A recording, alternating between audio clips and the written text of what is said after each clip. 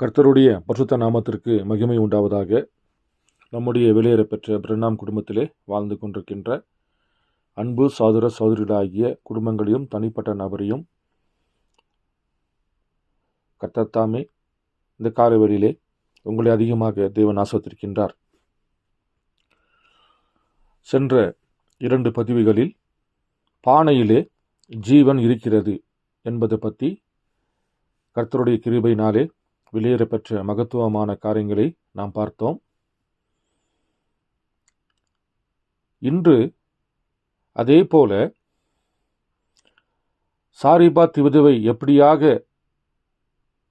தேவனுடைய மனுஷனாகிய எலியா அவர்களுக்காக அப்பம் சுடுவதற்காக விறகு பொறுக்கி கொண்டு வந்து அந்த 2 சுள்ளிகளை கொண்டு வந்து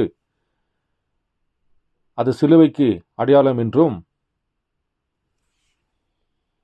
எண்ணெய் என்பது பசுத்தாவிக்கு அடையாளம் என்றும், அப்பம் என்பது கிறிஸ்துவுடைய வார்த்தைக்காகவும் அடையாளம் என்று அப்பத்தையும் எண்ணெயையும் பிசைந்து கல்வாரி சிலுவையாகிய அந்த சுள்ளிகளின் மீது வைத்து நெருப்பு மூட்டி சாரிபாத் விதவை தன் ஜீவனை காட்டிலும் தன்னுடைய மகனுடைய ஜீவனை காட்டிலும் தேவ மனுஷனுக்காக அப்பத்தை அவர்கள் சுட்டு கொடுத்தார்களோ, அதே போல எரேமியாவின் நாட்களிலே எரேமியா தேவனிடத்திலே அன்றைக்கு இருந்த ஜனங்களுக்காக அவர் ஜெபிக்கின்றார். அவர் ஜெபிக்கின்ற பொழுது சாரிபாத் விதவை போலவே அவர்களும் பாகாலுக்காக விறகுகளை பொறுக்கி வந்து புருஷனானவன் நெருப்பு மூட்டி ஸ்திரீயானவள் பிசைந்து பாகாலுக்காக அவர்கள் அங்கே பணியாரமாகிய அப்பத்தை சுட்டு கொண்டிருந்தார்கள். ஆனால் சாரிபாத் விதவையோ தேவனுடைய மனுஷனுக்காக அப்பம் சுட்டாள். தேவனுடைய வார்த்தையின்படி கீழ்ப்படிந்து கர்த்தர் எங்க மகிமைப்படுத்தினாள். ஆனால் எரேமியா நாட்களிலே ஜனங்கள் தேவனுக்கு பதிலாக பாகாலை அவர்கள் மகிமைப்படுத்தி விட்டார்கள். நாம் வாசிக்க வேண்டிய வேத பகுதி எரேமியா புஸ்தகம் 7வது அதிகாரம் 16 முதல் 18 வரைக்கும் நான் வாசிக்கிறேன். நீ இந்த ஜனத்துக்காக விண்ணப்பம் செய்ய வேண்டாம், அவர்களுக்காக மன்றாடவும் கெஞ்சவும் வேண்டாம், என்னிடத்தில் அவர்களுக்காக பரிந்து பேச வேண்டாம், நான் உனக்கு செவி கொடுப்பதில்லை. யூதாவின் பட்டணங்களிலும் எருசலேமின் வீதிகளிலும் அவர்கள் செய்கிறதை நீ காணவில்லையா? எனக்கு மனமடிவு உண்டாக அந்நிய தேவர்களுக்கு பானபலியை வார்க்கிறார்கள். அவர்கள் வானராக்கனிக்கு பணியாரங்களை சுடும்படி பிள்ளைகளை விறகு பொறுக்கிறார்கள், பிதாக்கள் நெருப்பு மூட்டுகிறார்கள், ஸ்திரீகள் பிசைகிறார்கள். அவர்கள் எனக்காக மனமடிவு உண்டாக்கிறார்கள், தங்கள் முகங்கள் வெட்கத்துக்கு உட்படும்படி அவர்கள் தங்களுக்கே அல்லவா மனமடிவு உண்டாக்குகிறார்கள் என்று கர்த்தர் சொல்லுகின்றார். பாருங்கள், சென்ற 2 பதிவிலே சாரிபாத் விதவையை பற்றி பார்த்தோம். அவர் தேவ மனுஷனுக்காக தன் ஜீவனை காட்டிலும் தன்னுடைய மகன் ஜீவனை காட்டிலும் தேவ மனுஷனுக்காக விறகுகளை வைத்து அப்பம் சுட்டு தேவ மனுஷனுக்காக கொடுத்தார் என்று பார்த்தோம். ஆனால் இங்கே ஒரு கூட்டம் பாருங்கள், தேவனுக்கு பதிலாக வானராக்கனிக்கு அவர்கள் பணியாரம் சுட ஆரம்பித்து விட்டார்கள். இது எரேமியா காலத்தில் நடந்த நிகழ்ச்சியாக இருக்கிறது. எரேமியா போய் தேவனிடத்தில் இந்த ஜனங்களுக்காக அவர் வேண்டுதல் செய்கின்ற பொழுது, எரேமியாவே, இந்த ஜனத்துக்காக என்னிடத்தில் நீ ஜெபம் செய்ய வேண்டா, என்னிடத்தில் நீ மன்றாடவும் வேண்டா, என்னிடத்தில் அவர்களுக்காக நீ பரிந்து பேசவும் வேண்டா, நான் உனக்கு செவி கொடுப்பதில்லை. யூதாவின் பட்டணங்களிலும் எருசலேமின் வீதிகளிலும் அவர்கள் என்ன செய்கிறார்கள் என்று உனக்கு தெரியுமா? அவர்கள் எனக்கு மனமடிவு உண்டாக, என் மனசு சோர்ந்து போடும்படியாக, எனக்கு வேதனைப்படும்படியாக அவர்கள் அந்நிய தேவர்களுக்கு பான பலிகளை வார்க்கிறார்கள். அவர்கள் வானராக்கினிக்கு பணியாரங்களை சுடும்படி பிள்ளைகளை விறகு பொறுக்க அனுப்புகிறார்கள். பிதாக்கள் நெருப்பு மூட்டுகிறார்கள், ஸ்திரீகளோ மா பிசைகிறார்கள் என்று தேவன் யெரொமியாமிடத்தில் சொல்லுகின்றார். பாருங்கள், சாரிபாத்து பெண்ணோ தேவ மனுஷனுக்காக வெறுகாகிய சிலுவை பாரத்தை, சிலுவையை நினைவு கூர்ந்து எண்ணெயையும் மாவையும் பிசைந்து தேவ மனுஷனுக்காக தன் ஜீவனை காட்டிலும் அப்பத்தை சுட்டு குடிக்கின்ற பொழுது இங்கே ஒரு ஜனக்கூட்டம் பாருங்கள், கர்த்தருடைய மனசு நோகும்படியாக, வேதனைப்படும்படியாக ஜனங்கள் தேவனுக்கு பதிலாக வானராக்கினிக்கு பணியாரங்களை சுட்டு தன்னுடைய பிள்ளைகளை அனுப்பி, நீ போய் வெறுகு பொறுக்கிட்டு வா, தன்னுடைய புருஷமாரன் அழைத்து நீ போய் நெருப்பு மூட்டு, நான் மாப்பிசீர் என்று பாருங்கள். ஸ்திரீகள் அன்றைக்கு தேவனுக்கு பதிலாக பாகாலுக்கு அப்பத்தையும் பணியாரும் சுட்டுக்குட்டு தேவனுடைய மனசு நோகும்படியாக அவர்கள் செய்துவிட்டார்கள். இன்றைக்கும் அதேதான் செய்து கொண்டிருக்கின்றார்கள்.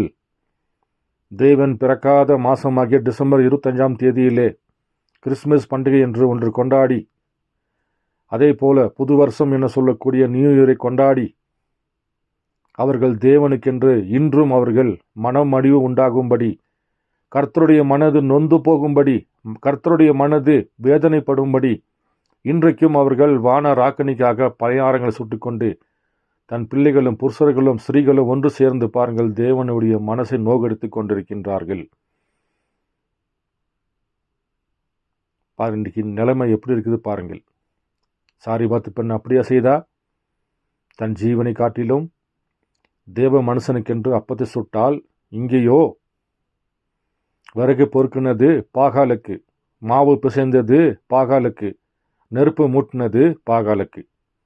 சாரிபாத்து பெண்ணோ வெறுகு எடுத்தது தேவ மனுஷனுக்கு, எண்ணெய் ஊற்றினது தேவ மனுஷனுக்கு, அப்பத்தை சுட்டது தேவ மனுஷனுக்கு. அவள் கர்த்தரை தான் முன்னாடி வைத்தால், இவர்களோ கர்த்தருக்கு பதிலாக பாகாலை கொண்டு வந்து முன்னாடி வைத்து விட்டார்கள். ஆனால் வேதம் என்ன போதிக்கிறது? நமக்கென்று ஒரு பண்டிகை நாட்கள் உண்டா? நமக்கென்று ஏதாவது ஒரு விசேஷமான நாள் உண்டா என்று வேதம் என்ன போதிக்கிறது? நீங்கள் ஏசாயா புஸ்தகம் 1ஆம் அதிகாரம்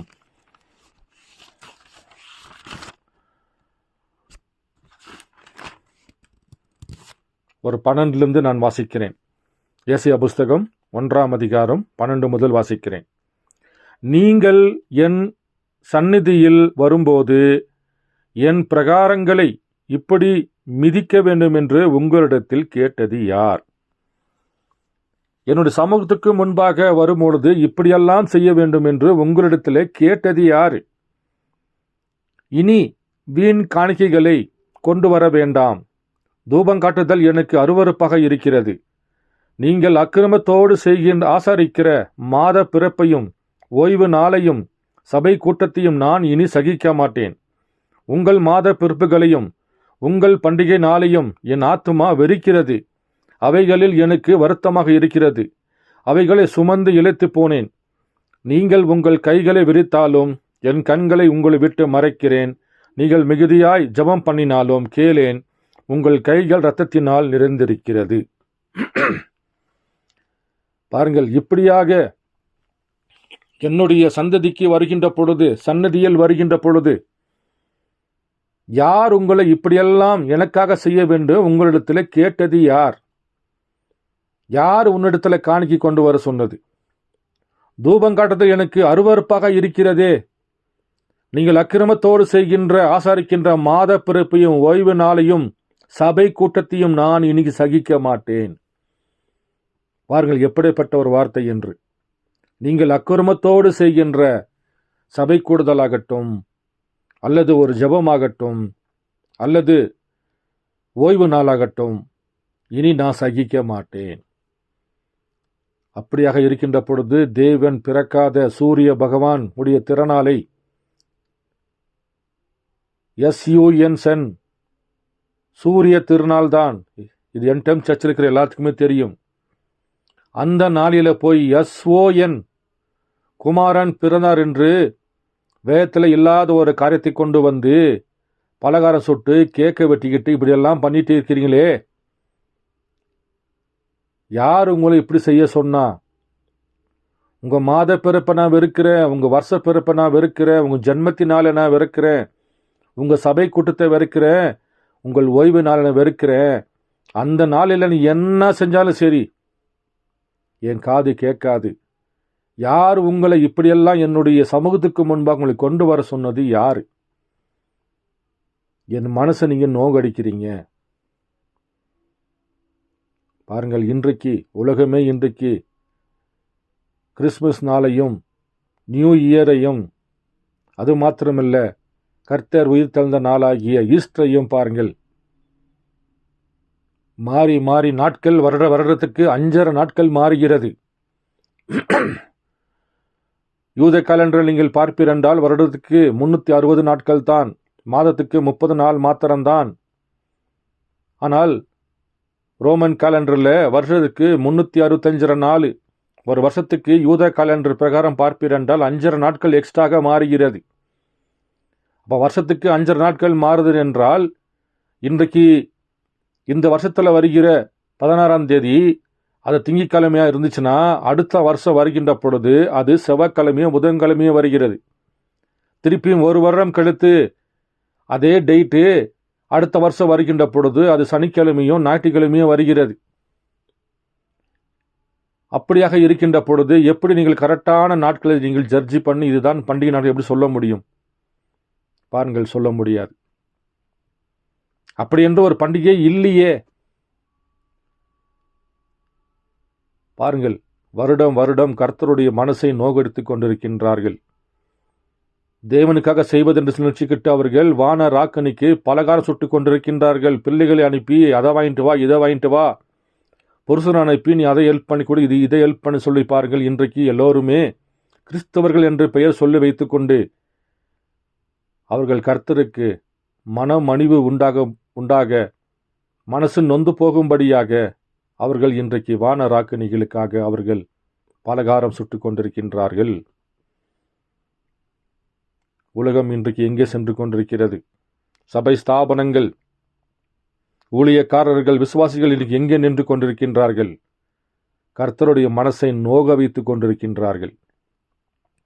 சாரிபாத் விதவையோ தன்னுடைய ஜீவனை பார்க்கிலும், தன்னுடைய மகனுடைய ஜீவனை பார்க்கிலும் தேவ மனுஷனாகிய எலியா சொன்ன அந்த வார்த்தைக்காக பாருங்கள், அவள் இருக்கிற அப்பத்தை எடுத்து, கர்த்தருடைய தேவ மனுஷனே, கர்த்தருடைய ஜீவனை கொண்டு சொல்கிறேன், என்கிட்ட வேறு எதுவுமே இல்லை, நானும் என் மகனும் செத்து போகும்படியாக ஒரு அப்பத்தை வச்சிருக்கிறேன், கொஞ்சமாவது தான் இருக்கிறது, அதை சாப்பிட்டுக்கிட்டு ஜீவனை விடலாம் என்று இருந்தோம். ஆனால் நீங்கள் கேட்டதுக்காக பாருங்கள், அவள் கிறிஸ்துவை முன்வைத்து மாவோடு சேர்த்து எண்ணெயாக பசுத்தாவியும் 2ஆக கலக்கி நெருப்பை மூட்டி பாருங்கள், அவள் தேவ மனுஷனுக்காக அந்த அப்பத்தை, அடையை பாருங்கள் அவள் சுட்டு கொடுத்தாள் என்று நாம் வேதத்தில் வாசிக்கிறோம். ஆனால் இங்கே ஒரு கூட்டம் என்ன செய்யுது? தேவனுக்கு பதிலாக வான ராக்கனிகளுக்கு, பாகாலுக்கு பலகாரம் சுட்டு தன் குடும்பமாக சேர்ந்து கொண்டு வெறுகு பொறுக்கி நெருப்பு மூட்டி மாப்பு சேர்ந்து தேவனுடைய மனசு நோகும்படியாக அவர்கள் பலகாரம் சுட்டு கொண்டிருக்கின்றார்கள். பார்கள், மேலும் ஒரு வேத வார்த்தையை நான் வாசிக்கிறேன். எரேமியா புஸ்தகம் 44வது அதிகாரம் 16 நான் வாசிக்கிறேன். நீ கர்த்தருடைய நாமத்தில் எங்களுக்கு சொன்ன வார்த்தையின்படியே நாங்கள் உனக்கு செவி கொடாமல். எரேமியா சொல்றாரு, தேவன் சொன்ன வார்த்தையை நீங்கள் வான ராக்கனிக்கு தான் பலகாரம் சுட்டுட்டு இருக்கிறீங்க, பாகாலுக்கு தான் நீங்கள் பலகாரம் சுட்டுட்டு இருக்கிறீங்க. கர்த்தர் சொல்றாரு, என்னோட மனசு நொந்து போயிடுச்சு, என்னோட மனசு மனம் உண்டாகும்படியாக செய்து விட்டார்கள், உன் ஜபத்தை கேட்க மாட்டேன், நீ அவங்க இடத்துல கெஞ்சாது என்று தேவன் என்னிடத்தில் சொல்கின்றார் என்று எரேமியா ஜனங்கள் மத்தியிலே பேசிக் கொண்டிருக்கின்றார். அது ஜனங்கள், நீ கர்த்தருடைய நாமத்தில் எங்களுக்கு சொன்ன வார்த்தையின்படியே நாங்கள் உனக்கு செவி கொடாமல், எங்கள் வாயிலிருந்து புறப்பட்ட எல்லா வார்த்தையின்படியேயும் நாங்கள் செய்து வான ராக்கனிக்கு தூபம் காட்டி. நீ கர்த்தருடைய நாமத்தில் நீ என்ன சொன்னாலும் சரி, அதை நாங்கள் கேட்க மாட்டோம். எங்கள் வாயிலிருந்து புறப்பட்ட எல்லா வார்த்தையின்படியும், எங்கள் வாயிலிருந்து என்னென்ன வார்த்தை வருகிறதோ அந்த வார்த்தையின்படி இன்றைக்கும் பாருங்கள், அர்த்தமே இல்லாத அந்நிய பாஷைகளை பேசிக் கொண்டிருக்கின்றார்கள். கல்லாத ஒருவன் உங்கள் சபைக்கு வருகின்ற பொழுது அவன் எப்படி உங்கள் வார்த்தைக்கு அர்த்தம் தெரியாமல் இருந்தால் அவன் உங்களை பைத்தியக்காரன் என்று சொல்வானே. 1 கொரிந்தியர் 14ஆம் அதிகாரம் வாசித்து பாருங்கள். அர்த்தம் தெரியவில்லை என்றால் நீங்கள் சபையிலே பேசக்கூடாது. கல்லாத ஒருவன் சபைக்குள்ள வருகின்ற பொழுது நீங்கள் பேசுகிற பாஷைக்கு அர்த்தம் தெரியவில்லை என்றால் அவன் எப்படி ஆமை என்று சொல்வான்? அவன் உங்களை பார்த்து பைத்தியக்காரன் என்று சொல்வானே. பாருங்கள், இன்றைக்கு சபையெல்லாம் வாயில வந்தது பிரகாரம் என்னென்னமோ பேசுறாங்க, பேசிட்டு அந்நிய பாஷை என்று சொல்லுகிறார்கள். எல்லா பாஷைகளுக்கும் அர்த்தம் உண்டு, அர்த்தம் இல்லாத பாஷையே இல்லை. அப்படி இருக்கின்ற பொழுது இன்றைக்கு சபை ஸ்தாபனங்கள் அன்றைக்கு பாகாலுக்காக எப்படி அவர்கள் வாயில் வந்தபடி எல்லாம் பேசிக்கொண்டு பாகாலை துதித்தார்களோ, இன்றைக்கும் அதே போலதான் இவர்கள் ஒரு கிறிஸ்துவ சபையில் நின்று கொண்டு தன் வாயில் வருகிற பாஷைகளை அந்நிய பாஷை என்று சொல்லி இன்றைக்கு அவர்கள் அது பசுத்தாவி என்று சொல்லிக்கொண்டு ஜனங்களை ஏமாற்றி கொண்டிருக்கின்றார்கள். பாருங்கள், எங்கள் வாயிலிருந்து புறப்பட்ட எல்லா வார்த்தையின்படியேயும் நாங்கள் செய்து வான ராக்கனிக்கு தூபம் காட்டி அவளுக்கு பான பலிகளை வார்ப்போம். நாங்களும் எங்கள் பிதாக்களும் எங்கள் ராஜாக்களும் எங்கள் பிரபுக்களும் யூத பட்டணங்களிலும் எருசலேமிலும் வீதிகளிலும் செய்தது போலவே செய்வோம். பாருங்கள், எரேமியா பார்த்து சொல்றாங்க, நீ கர்த்தருடைய நாமத்தில் எங்களுக்கு சொன்ன எந்த வார்த்தையும் கேட்க மாட்டோம். எங்க வாயிலிருந்து என்னென்ன வார்த்தை வருகிறதோ அந்த வார்த்தை கொண்டு நாங்கள் வானராக்கனிக்கு தூபம் காட்டி அவளுக்கு நாங்கள் பான பலியை செய்வோம். எங்களுடைய முன்னோர்கள் பிரபுக்களும் யூதா பட்டணங்களிலும் எருசலேமில் வீதிகளும் செய்தார்களே, அதே போல நாங்களும் செய்வோம். அப்பொழுது நாங்கள் அப்பத்தினால் திருப்தியாகி ஒரு பொல்லாப்பையும் காணாமற் வாழ்ந்திருந்தோம். பாருங்கள், எங்களுக்கு எந்தும் தீங்கு வராது. நாங்கள் தேவனுக்கு பதிலாக வான ராக்கினிக்கு தூபம் காட்டுகின்ற பொழுது எங்களுக்கு எந்தவித பொல்லாப்பில் வராமல் நாங்கள் சுகமாக வாழ்ந்திருந்தோம். நாங்கள் வான ராக்கினிகளுக்கு தூபம் காட்டாமலும் அவளுக்கு பான பலிகளை வார்க்காமலும் போன முதற்கொண்டு எல்லாம் எங்களுக்கு குறைவுபட்டது. பட்டயத்தாலும் பஞ்சத்தாலும் அழிந்து போனோம். பாருங்க, எரேமியா சொல்றாங்க, நாங்கள் பாகாலுக்கு தூபம் காட்டாம உண்மையா இருக்கின்ற பொழுது நாங்கள் ரொம்ப கஷ்டப்பட்டுட்டோம், பஞ்சத்தில் அடிபட்டுட்டோம், பட்டயத்தினால் செத்து போனோம். ஆனால் என்னைக்கு நாங்கள் வான ராக்கனிகளுக்கு பணியாரம் சுட்டு தூபம் காட்டி வான ராக்கனியை பாகாலை தொழுது கொண்டோமோ அன்னிலிருந்து நாங்கள் சுகமாக இருக்கிறோம் என்று எரேமியாட்டே சொல்கிறார்கள். அப்போ தேவனுடைய மனசு எப்படி ஒரு மனக்கவலையாக இருந்திருக்கும், எவ்வளோ வேதனைப்பட்டிருப்பார். என் ஜனங்கள் என்னை தொழுவதற்கு பதிலாக பாகாலை தொழுது கொள்கிறார்களே, எப்படி மனவேதனைப்பட்டிருக்கும். அதே போல இன்றைக்கும் ஒவ்வொரு சபைகளும் கர்த்தருடைய வார்த்தைக்கு பதிலாக சபை கோட்பாடுகளும் மனித ஞானத்தையும் பாரம்பரியத்தையும் கொண்டு ஒவ்வொரு சபையும் ஒரு குறிப்பிட்ட பாகத்தை மாத்திரம் எடுத்துக்கிட்டு இதெல்லாம் சபை ஸ்தாபன கோட்பாடுகளை கொண்டு உள்ள வைத்துக்கொண்டு சபை நடத்துகின்ற பொழுது தேவனுக்கு எப்படிப்பட்ட ஒரு மனவும் உண்டாகும்படி இன்றைக்கும் ஜனங்கள் செய்து கொண்டிருக்கின்றார்கள். இன்னைக்கு பலிபீடம் என்றால் என்ன? இன்னைக்கு சபையாக இருக்கிறது. பாருங்கள், இன்னைக்கு சபைக்குள்ள அனைவரும் ஒன்று சேர்ந்து கொண்டு தனக்கு இஷ்டம் போல போதுகளை தெரிந்து கொண்டு மனிதனுடைய கற்பனைகளை கொண்டு வேத வார்த்தைகளாக போதித்துக் கொண்டிருக்கின்ற ஸ்தாபனத்துக்குள்ளே சேர்ந்து கொண்டு இன்னைக்கு ஜனங்கள் தேவனுடைய மனசை நோக வைத்துக் கொண்டிருக்கின்றார்கள். பாருங்கள், அன்றைக்கு எரேமியா பார்த்து ஜனம் சொல்லுகின்றார்கள், எங்களுக்கு வானராக்கினிக்கு பலகாரம் சுட்டு தூபம் காட்டினதுக்கு அப்புறம்தான் எங்களுடைய வாழ்க்கை நல்லா இருக்குது. பாருங்கள், 10ஆம் வசனம் வாசிக்கிறேன். மேலும் நாங்கள் வானராக்கனிக்கு தூபம் காட்டி அவளுக்கு பான பலிகளை வார்த்த போது நாங்கள் எங்கள் புருஷரின் அனுமதி இல்லாமல் அவளுக்கு பணியாரங்களை சுட்டு பான பலிகளை வார்த்து அவளை நமஸ்கரித்தோமோ என்றார்கள். பாருங்கள், எரேமியா சொல்றாங்க, நாங்கள் வானலை தூபம் காட்டி அவளுக்கு பானைகளை வார்த்தபோது நாங்களும் எங்கள் புருஷரின் அனுமதி இல்லாமல் அவளுக்கு பணியாரங்களை சுட்டு பானப்பழி வார்த்து அவளை நமஸ்கரித்தோமோ என்றார்கள். அப்பொழுது எரோமியா தனக்கு இப்படிப்பட்ட மறுமொழி கொடுத்த சகல ஜனங்கள் ஆகிய ஸ்திரீ புருஷர்களையும் மற்ற யாவரையும் நோக்கி, யூதாவின் பட்டணங்களிலும் எருசலேமின் வீதிகளிலும் நீங்களும் உங்கள் பிதாக்களும் உங்கள் ராஜாக்களும் உங்கள் பிரபுக்களும் தேசத்தின் ஜனங்களும் காட்டின தூபங்களை அல்லவோ கர்த்தர் நினைத்து தம்முடைய மனதிலே வைத்து கொண்டார். நீங்க செய்யறது எல்லாமே கர்த்தர் பார்த்து கொண்டிருக்கின்றார். அது எல்லாமே தேவன் தன்னுடைய மனசில் வைத்து கொண்டார்.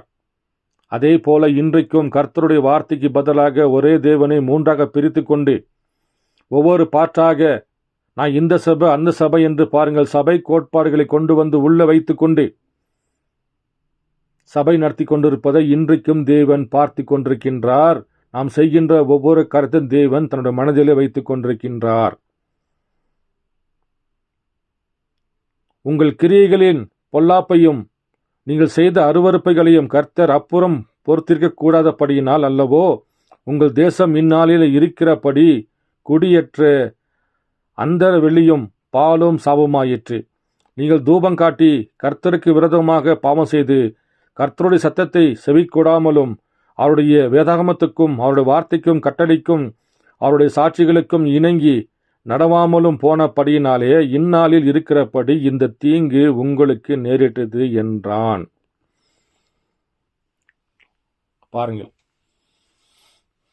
கர்த்தருடைய கோப அக்கினி ஜனங்கள் மீது வருகின்ற பொழுது, அவர் இயேசு கிறிஸ்துவாக பூமியில் வெளிப்படுகின்ற பொழுது அவரை புறக்கணித்து அவருக்கு பதிலாக பரபாசை ஏற்றுக்கொண்டார்கள்.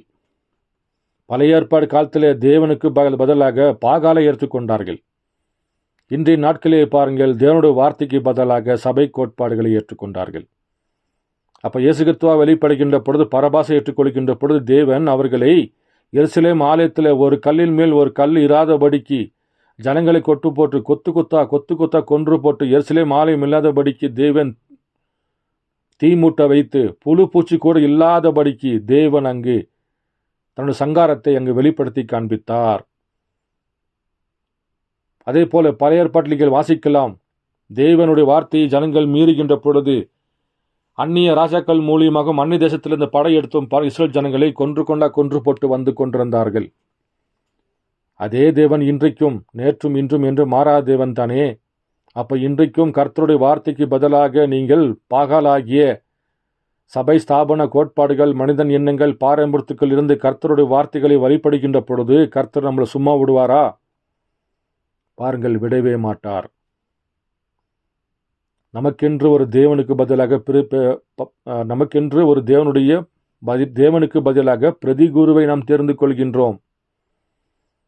அந்த போதகர் இப்படி, இந்த போதகர் இப்படி என்று சொல்லி பாருங்கள், தனக்கு இஷ்டம் போல சரி என்று சொல்லுகிற ஒரு போதகரையும் சபையும் தேர்ந்து கொண்டு அங்கே போய் உக்காந்து விடுகின்றோம்.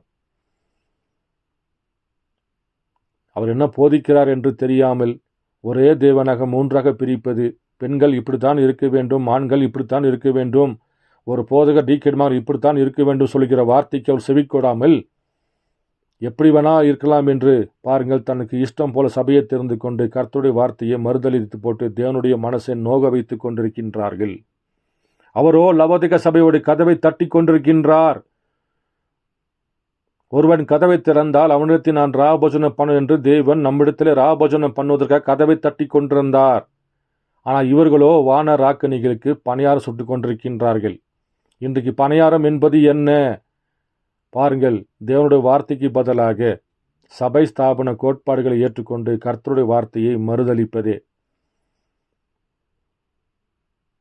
அன்னைக்கு இஸ்ரவேல் ஜனங்கள் செய்தது போலவே, எரோமியா இடத்துல செய்தது போலவே இன்றைக்கும் ஜனங்கள் மாறாமல் அப்படியே இருக்கின்றார்கள்.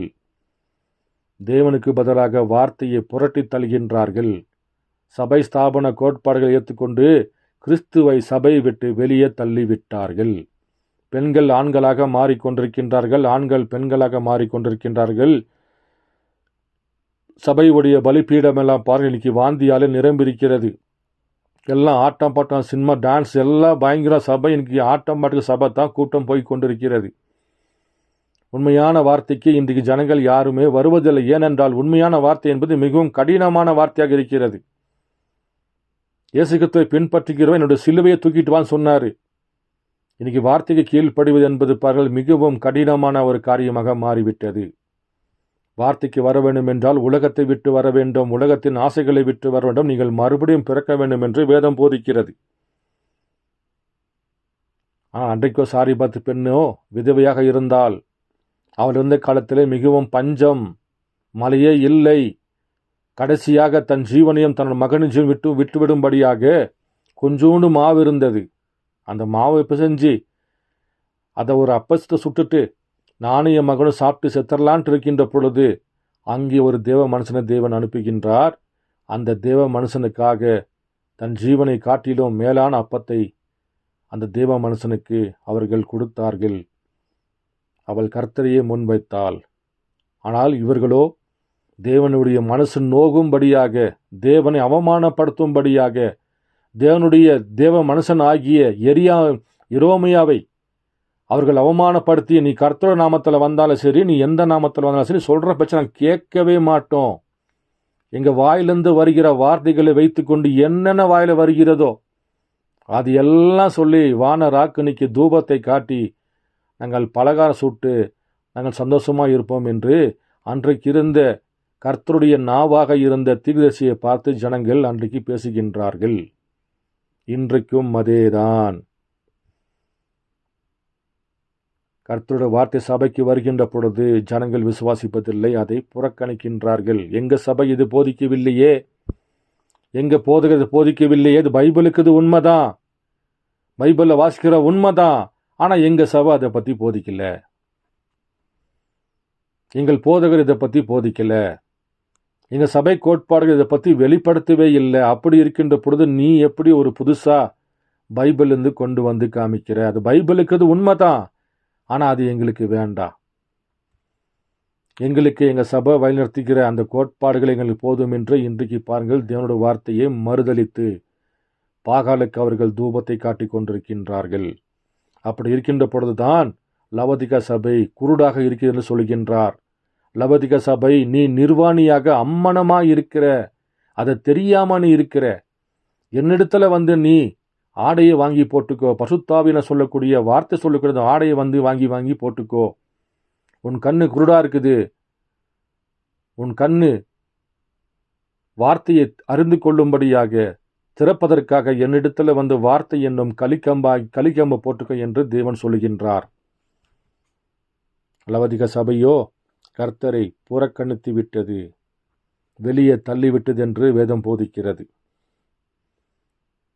பாருங்கள், அப்போ எரேமியா காலத்தில் எரேமியா எவ்வளோ அவமானப்பட்டிருப்பார். எரேமியா காலத்தில் தேவனுடைய மனசு எவ்வளோ வேதனைப்பட்டிருக்கும். இவர்களுக்கென்று நான் ஒரு தீர்க்கதரிசி வைத்திருக்கிறேனே, எத்தனை முறை இந்த இஸ்ரவேல் ஜனங்களை ஒன்றாக கூட்டி சேர்க்க வேண்டும், கோழி குஞ்சியை போல நான் சேர்த்துக்கொள்ள அவ்வளோ ஆசைப்பட்டு கொண்டிருக்கின்றேன். ராஜாக்களை அனுப்பியிருக்கிறேன், நியாயாதிபதிகளை அனுப்பியிருக்கிறேன், திருசிலை அனுப்பியிருக்கிறேன், சொப்பனக்காரன் அனுப்பியிருக்கிறேன், ஜாமக்காரன் அனுப்பியிருக்கிறேன். இப்படியெல்லாம் அனுப்பி அனுப்பி அனுப்பி இந்த ஜனங்களை சீரான பாதையில் வழிநடத்துவதற்காக நான் தெரிந்து கொள்ளப்பட்ட திருசிலை அனுப்பியிருக்கிறேன். ஆனால் இவர்களோ அதை மீறி பாகாலை தேவனுக்கு பதிலாக பாகாலை தெரிந்து கொள்கிறார்களே என்று தேவன் எப்படிப்பட்ட ஒரு மனசு நொந்து போகும்படி ஒவ்வொரு காலத்திலும் இருக்கிற ஜனங்கள் தேவனை தொழுது கொள்வதாக நினைத்துக்கொண்டு தேவனை மறுதலித்து கொண்டிருக்கின்றார்கள். அப்போ இன்றைக்கு நாம் எங்கே இருக்கின்றோம்? ஒரு பெண் முடியை வெட்டக்கூடாதுன்னா யாராவது கேட்பாங்களா? இன்னைக்கு வேலைக்கு போகணும், முடி லென்த்தாக இருந்துச்சுனாக்கா எண்ணெய் போட்டு சீவுறதுக்கு 1 hour ஆகுது, அதனால் வெட்டிட்டு போயிடுறோம். உபாகமம் 22:5 சொல்கிறது, ஆண்கள் துணியை பெண்கள் அணிகளாகாது, பெண்கள் துணி ஆண்கள் அணிகளாகாது, அப்படி செய்கிறவர்கள் கர்த்தருக்கு முன்பாக அருவருப்பானவர்கள் என்று வேதம் போதிக்கிறதே. இன்னைக்கு எல்லோரும் ஆண்கள் துணியை தான் போட்டுக்கொண்டு சுற்றி கொண்டிருக்கின்றார்கள். பெண்கள் ஆண்களாக மாறிக்கொண்டிருக்கின்றார்கள். ஆண்கள் இன்னைக்கு முடிய வைத்துக்கொண்டு கமலை குத்திக்கிட்டு மூக்கிலே வாயிலும் எல்லாம் பாருங்கள் குத்திக்கொண்டு பச்சையை குத்திக்கொண்டு தேவனுடைய சரீரமாக அந்த உடலை பாருங்கள் அவர்கள் கெடுத்து கொண்டிருக்கின்றார்கள்.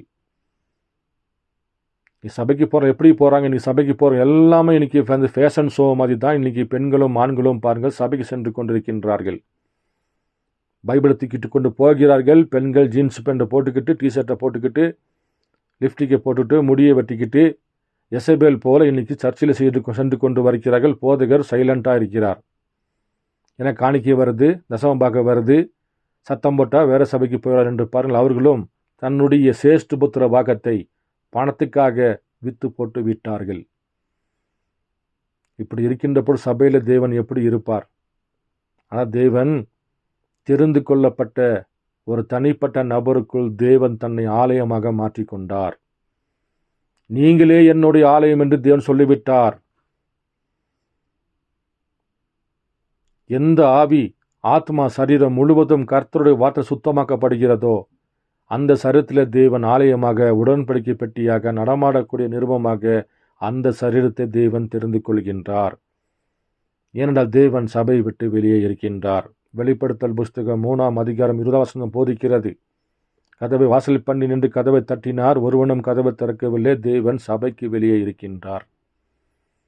ஆனால் சபைக்கு யார் செல்கிறார்கள்? நான் கிறிஸ்துவன் என்று பாருங்கள் சபைக்கு சென்று கொண்டிருக்கின்றார்கள். ஞானசாந்தத்தை பெற்றுக் கொண்டிருக்கின்றார்கள். ராபசந்தை பெற்றுக் கொண்டிருக்கின்றார்கள்.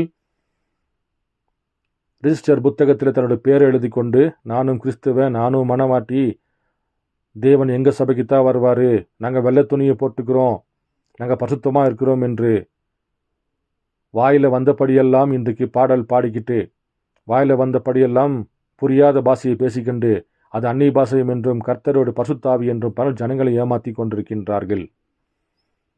அப்படி என்றால் இன்றைக்கு நாம் எங்கே நிற்கின்றோம்? தேவனுடைய மனது நோகும்படியாக நின்று கொண்டிருக்கின்றோமா? எரேமியா தீர்க்கதரிசிக்கு விரோதமாக பேசி கொண்டிருக்கின்றோமா? அல்லது சாரிபாத்து பெண்ணை போல தேவ மனுஷனுக்கு கீழ்ப்படைந்து கர்த்தரையே முன்னாடி வைக்கிறோமா? அன்பு சகோதர சகோதரிகளே,